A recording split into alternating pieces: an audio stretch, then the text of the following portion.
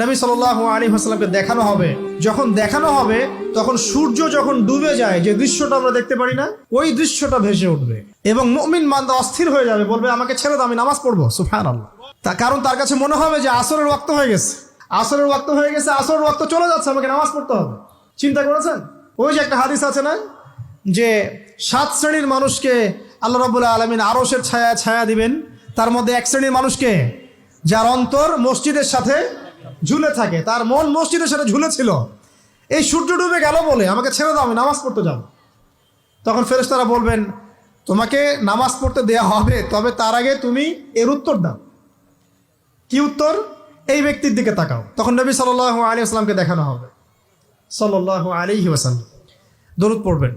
বলা হবে যে এই ব্যক্তির সম্পর্কে তোমার কি ধারণা?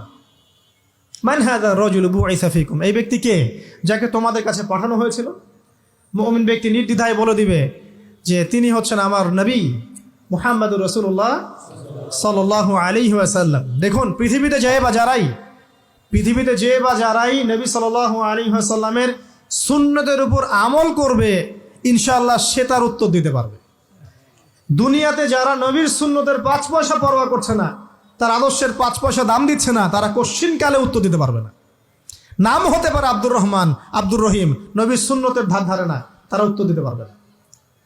তো নবীর সুন্নতের গুরুত্ব কত গভীর, এটা আমাদেরকে এখান থেকে বুঝতে হবে। তাই প্রিয় যুবক ভাইরা, মুসলিম ভাইরা, আমাদের জীবনটাকে নবীর আদর্শ এবং সুন্নতে ঢেলে সাজাতে হবে।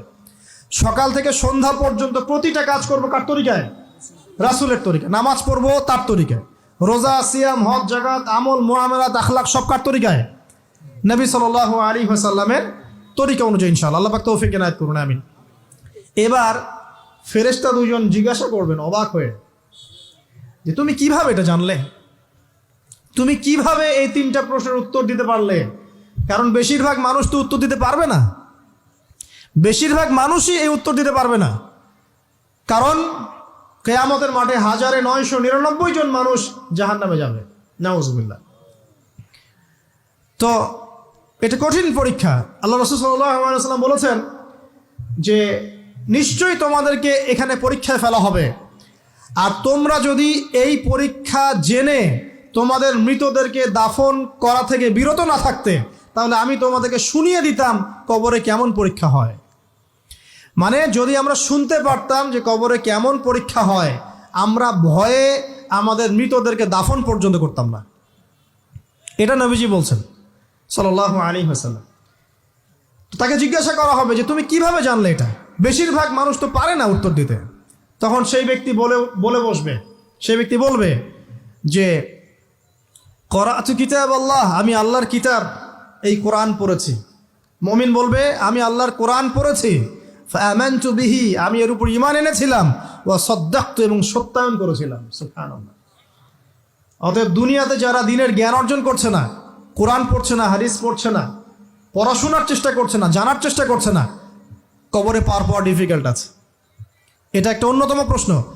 আমরা কিন্তু মনে করি 3টা প্রশ্ন হচ্ছে, আসলে প্রশ্ন হচ্ছে কয়টা? 4টা। 3টার পরে আরো একটা এক্সট্রা। কিভাবে জানলে? তখন উত্তর দিচ্ছে আমি আল্লাহর কিতাব পড়েছি, ঈমান এনেছি, সত্যায়ন করেছি। সুবহানাল্লাহ। নবী সাল্লাল্লাহু আলাইহি ওয়াসাল্লাম হাদিসের পরের অংশে বলছেন যে যখন কাফের বান্দাকে উঠানো হবে, তখন ডানেও কিছু নাই, বামেও কিছু নাই, সামনে পিছনে কিচ্ছু নাই। মাথার দিক থেকে ফেরেশতারা চলে আসবেন, উঠিয়ে বসানো হবে, প্রশ্ন করা হবে কে তোমার রব? একটাই উত্তর, লা আদরি, আমি জানি না। নাউজুবিল্লাহ। কি তোমার দিন? লা আদরি, আমি জানি না। এই যে আল্লাহর তো খবর নাই, আল্লাহ পাকের বিধান মেনে চলার কোনো খবরই নাই, পরোয়াই নাই।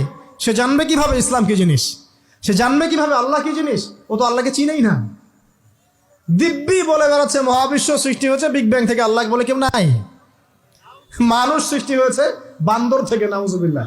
ওই যে ডারউইনের মতবাদ, কি থিওরি অফ এভলিউশন নাকি? হ্যাঁ, তাই তো মনে হয়। অনেকদিন আগে পড়ছি ভাই, ভুলে গেছি এগুলো।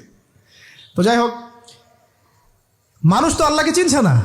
এখনো মানুষ মনে করছে যে আল্লাহ বলতে কেউ নাই। এবং এই মুক্ত চিন্তার নামে, বাক স্বাধীনতার নামে নাস্তিকতার যে চর্চাটা বেড়েছে বাংলায়, এটা আশঙ্কাজনক। বড় বড় বিশ্ববিদ্যালয় থেকে পড়ে আসছে, অনেক সময় দেখলাম বড় বিশ্ববিদ্যালয়ের প্রফেসর, সে বলছে যে মহাবিশ্ব বিগ ব্যাং দিয়ে সৃষ্টি হয়েছে, সৃষ্টিকর্তা নাই এখানে কোনো।